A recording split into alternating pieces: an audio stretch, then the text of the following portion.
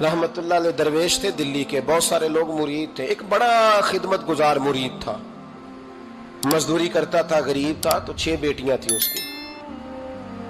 हजरत साहब के पास रोज आके कहता, हुजूर बच्चियों के लिए दुआ करें, अल्लाह कोई असबाब पैदा कर दे।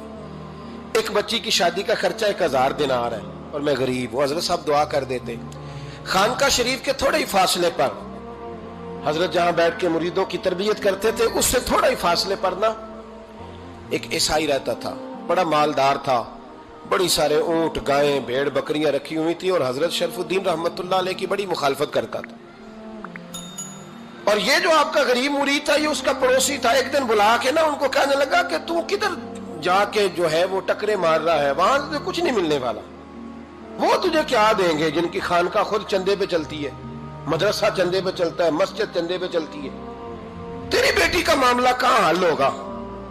तो उस दरवेश ने कहा कि तू मेरे पीर को नहीं जानता, तू अजय मेरा महबूब नहीं डिठा, तो पता नहीं ना, तू इस रस्ते का मुसाफिर नहीं, तू नहीं जानता, उनका बस चले ना तो वो हर कीमत में मेरी बेटियों की शादी करा दे। अब वो ईसाई था, कहने लगा अच्छा चलो ठीक है, अगर इतनी बात है ना तो जाओ उनसे जाके कह दो कि 6 साल के लिए मेरे साथ मुआहदा कर लें, तो मेरे जानवरों को चारा डाल दिया करे, 6 साल ड्यूटी करे, मैं 6000 दिनार दे देता हूं। वो मेरे साथ 6 साल मेरे जानवरों को चारा डाले, रखते हैं ना आप चारा डालने के लिए, एडवांस पैसे दे के। अब तो लोग उन्हें भी गुलाम ही बना लेते हैं, बड़ी थोड़ी तनख्वाह देते हैं, जुल्म करते हैं, पूरा मुआवजा नहीं देते।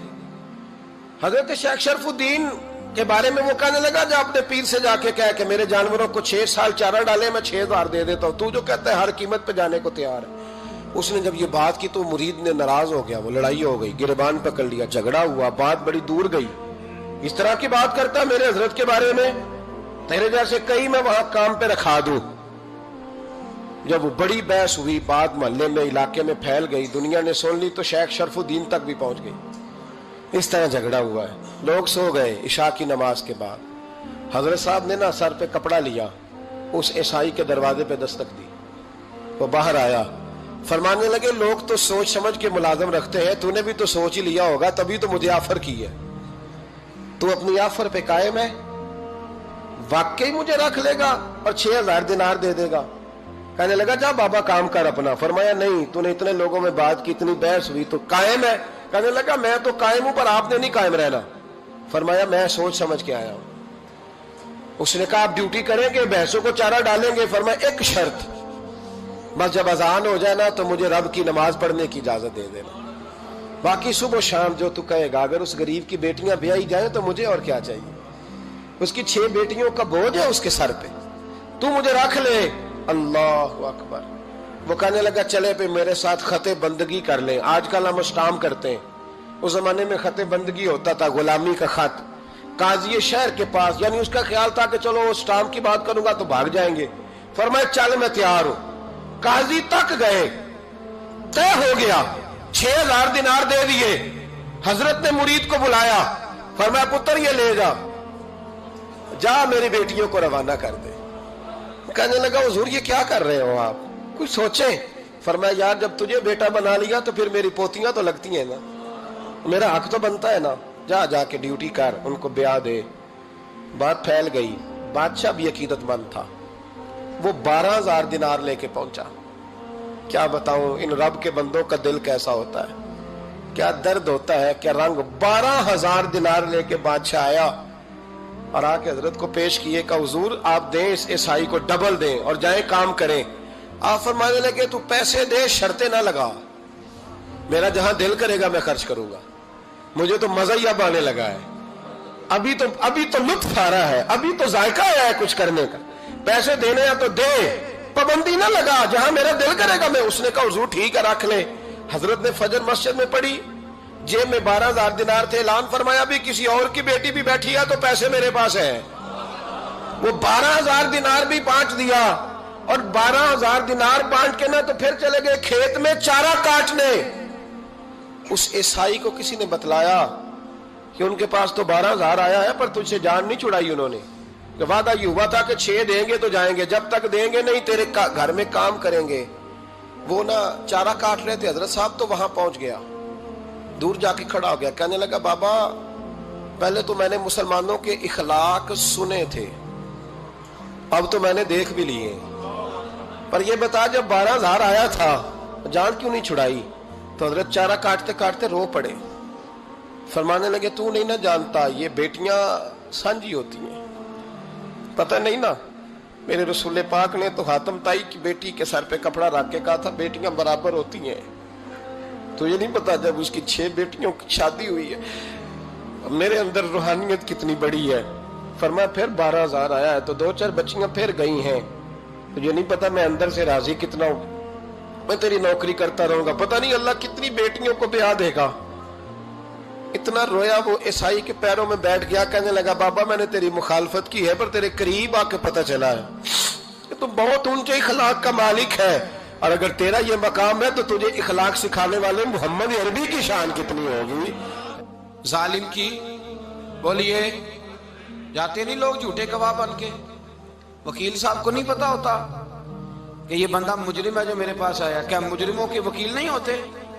بولے تو اس کو پتہ نہیں ہوتا وکیل صاحب کو کہ یہ صاحب مجرم ہے، میرے پاس مقدمہ لے کے آئے، اور اگر بے ادبی نہ ہو جائے تو میرا خیال ہے قاضی عدالت کو بھی پتا ہوتا ہے کہ مجرم کون ہے اور مظلوم۔ میرے نبی پاک صلی اللہ علیہ وسلم نے اس قدر زیادہ سختی فرمائی اس مسئلے میں، فرمایا جس کو پتا تھا کہ فلاں آدمی ظالم ہے، ظلم کر رہا، پھر وہ ظالم کا گواہ بنا یا اس نے ظالم کی مدد کی، کتنی کی؟ شارحین لکھتے ہیں چاہے اس نے ایک جملہ بول کے کی، چاہے ایک، سارے بولیے، چاہے ایک غریب کو اس نے ظلم کیا تو کہتے ہیں علاج یہ سی، چاہے ایک جملہ بول کے کی، شارحین اس حدیث کی شرح میں لکھتے ہیں ایک جملہ بول کے چاہے مدد کی، جس بندے نے کسی ظالم کی مدد کی کسی مقدمے میں یا کسی صورت میں اور اسے پتا تھا یہ ظالم ہے، میرے نبی پاک صلی اللہ تعالی علیہ وسلم فرماتے ہیں اگر اس نے مدد کی، ابھی ظالم کی بات نہیں ہو رہی، ظالم کے مددگار کی بات ہو رہی، اگر کسی نے ظالم کی مدد کی تو حضور فرماتے ہیں خدا بھی اس سے بری و ذمہ ہے، رسول بھی اس سے بری و ذمہ ہے۔ سنبھال کے رکھے اپنی نمازیں، قربانیاں، حج، زکوٰۃ سنبھال کے رکھے۔ اگر ظالموں کا مددگار ہے، الیکشن آ لینے دے، آپ کو نظر آ جائے گا کون کون ظالموں کا مددگار ہے، نظر آ جائے گا۔ اپنی جیب سے لوگ پیسے دے کے ظالموں کی مدد کریں گے، ان کے فلیکس چھپوائیں گے، بورڈ لگوائیں گے، جیبوں سے پیسے دے کے۔ ہم نے خود آگ لگائی ہے چمن میں اپنے، بے سبب گردشی ایام کو الزام نہ دو، ہم نے خود نور کا ظلمت سے کیا ہے سودا، کر کے توہین سحر شام کو الزام نہ دو۔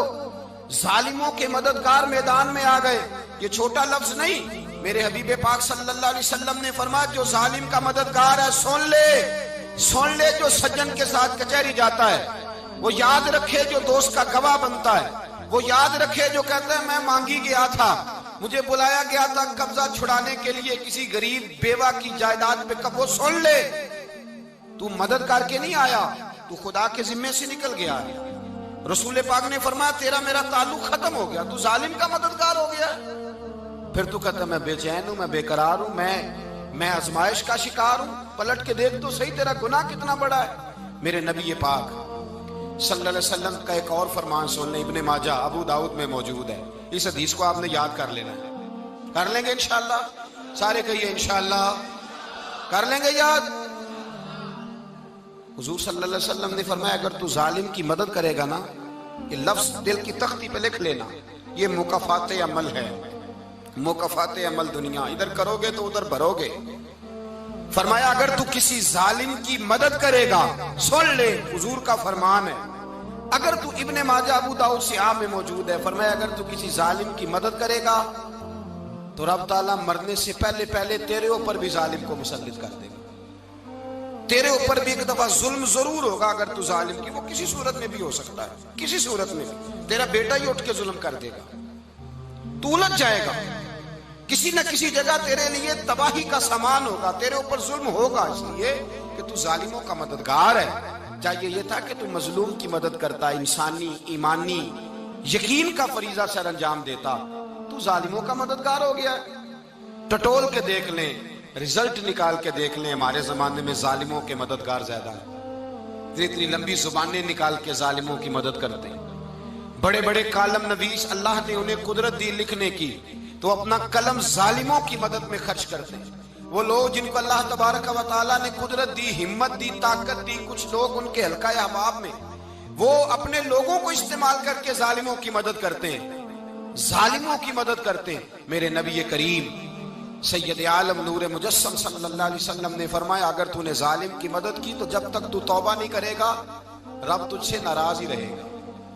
اللہ تجھ سے، او بھائی جس سے رب بھی ناراض ہو گیا، نہ کھانا نہ پینا نہ سونا نہ جاگنا نہ نیند، پھر تیری ہر چیز تیرے لیے آزمائش ہو جائے گی، پھر تیرا سایہ بھی تیرے لیے خوف کا سامان بنے گا، پھر زندگی جیتی جاگتی لاش بن جائے گی، تو اپنے کندھوں پر اپنی میت اٹھائے پھرے گا جب تو ظالم کا مددگار ہوگا۔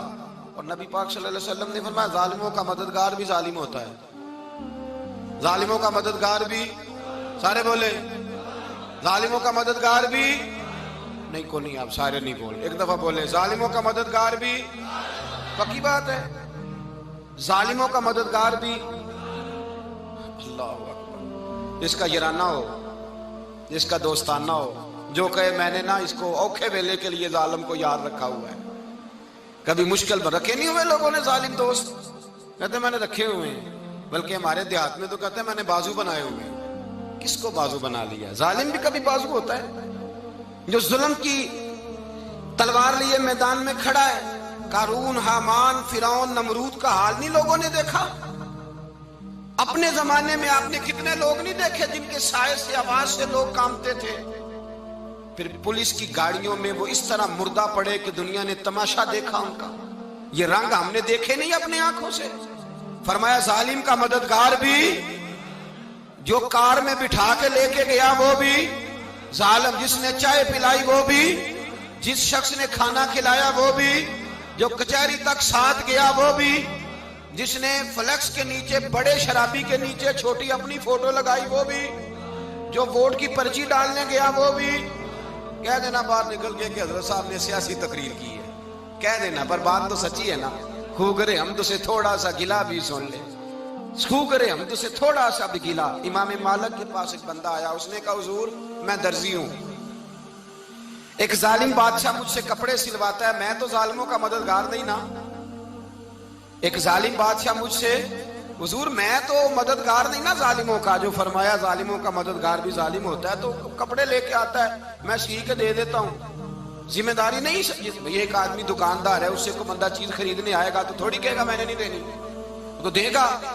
کوئی بندہ اگر کسی شخص سے کوئی کام کہتا ہے جو اس کی فیلڈ ہے، اس کا شعبہ ہے، اس کا معاش کا وہ سلسلہ ہے، کہتے ہیں یا رسول اللہ صلی اللہ علیہ وسلم ظالموں کا مددگار بھی ظالم، حضور نے فرما دیا۔ تو امام مالک سے بندے نے مسئلہ پوچھا، دل کی تختی پہ لکھنے والی باتیں ہیں، کہا حضور میں درزی ہوں، ظالم کپڑے سلواتے ہیں، میں تو مددگار نہیں نا۔ امام صاحب کہنے لگے نہیں، مددگار تو وہ ہوگا جو تجھے سوئی دھاگا فراہم کرے گا، تو پورے کپڑے سی کے دیتا ہے، تو خود بہت بڑا ظالم ہے، تو پورے سوٹ سی کے دیتا ہے، تو بہت بڑا ظالم خود ہے۔ مددگار تو وہ ہوگا جو تجھے دھاگا دے گا، جو تجھے بٹن دے گا، جو تجھے نلکی دے گا۔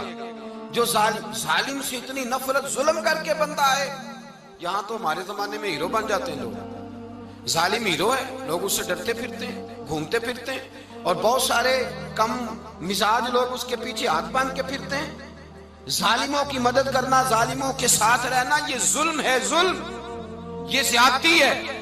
میرے نبی پاک صلی اللہ تعالی علیہ وآلہ وسلم نے ارشاد فرمایا، یاد رکھو رب فرماتا ہے میں مظلوم کی مدد ضرور کروں گا، چاہے جلدی کروں چاہے دیر سے کروں، میں مظلوم کی مدد۔ اور حضور صلی اللہ علیہ وسلم نے فرمایا ہے، حضرت معاذ بن جبل کہتے ہیں حضور نے مجھے یمن کا گورنر بنایا، جب میں جانے لگا نا تو حضور نے بڑی نصیحتیں کی، بخاری میں موجود ہے، فرماتے ہیں جب میں پلٹنے لگا تو میرے رسول نے فرمایا معاذ ایک منٹ ٹھہر جا، ایک بات میری یاد رکھنا، اس کو نہ بھولنا۔ کہا حضور کیا؟ فرمایا دیکھنا کسی پہ ظلم نہ کر بیٹھنا، کہیں تجھ سے زیادتی نہ ہو جائے۔ محبوبہ پھر حضور نے فرمایا سن میرے معاذ، میں تجھے گورنر بنا رہا ہوں، زیادتی نہ کر بیٹھنا۔ یا رسول اللہ صلی اللہ علیہ وسلم کیا ہوتا ہے؟ تو میرے کریم نے فرمایا جب مظلوم دعا کے لیے ہاتھ اٹھاتا ہے تو عرش کا مالک کہتا ہے فرشتوں پیچھے ہٹ جاؤ، عرش کا مالک کہتا ہے فرشتوں پیچھے ہٹ جاؤ۔